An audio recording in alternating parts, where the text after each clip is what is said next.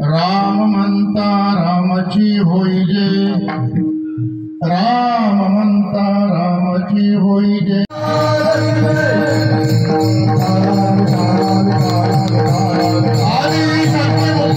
कोणी सांगे माझा अनुभव आहे। जगद्गुरु तुकोबांचा अनुभव कसा आला? कारण तुम्ही सांगता मी अनुभव सांगतो, तर तुम्हाला अनुभव कसा आला याचं संशोधन करायला पाहिजे।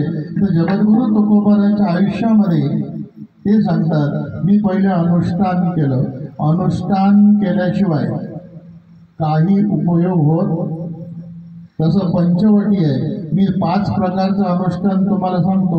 एक वर्ष पुन्हा पहिली गोष्ट, भंडाऱ्या पर्वतावर जगद्गुरु तुकोबांनी अनुष्ठान केलं, प्रपंचाकडे पाठ फिरवली, अनुष्ठान केलं।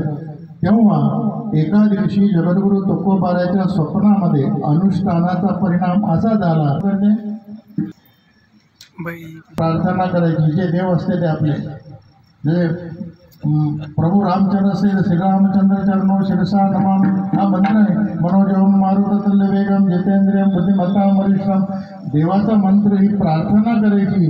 प्रार्थना केल्यानंतर प्रयत्न करायचे, आपला कामधंदा सोडायचा नाही, अजिबात कोणाच्या नादी लागायचं, प्रयत्न करायचे, पूजा करायची, प्रार्थना करायची, प्रयत्न करायचे।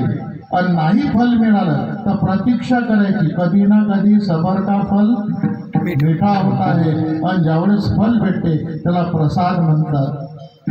म्हणजे पूजा, प्रार्थना, प्रयत्न, प्रतीक्षा आणि प्रसाद। प्रसादे सर्व दुःखानां अनिर्षोपजायते, प्रसन्नचेतशयाशु बुद्ध्य पर्यवतिष्ठते, अंतःकरण चित्त शुद्ध होते। देखे अखंडित प्रसन्नता आधिजेत चित्ता, तेथे दिगणे नाही समजता। संसार दुःख, कोणत्या संसाराचं दुःख त्याला त्रास देत नाही। सुख दुःखाला कारण परिस्थिती नाही, सुख दुःखाला कारण मनस्थिती आहे। आणि हे जर आपण भगवंताची पूजा प्रार्थना केली तर मन शुद्ध होते, बुद्धी शुद्ध होते, मन पवित्र होते आणि हृदय प्रसन्न होते।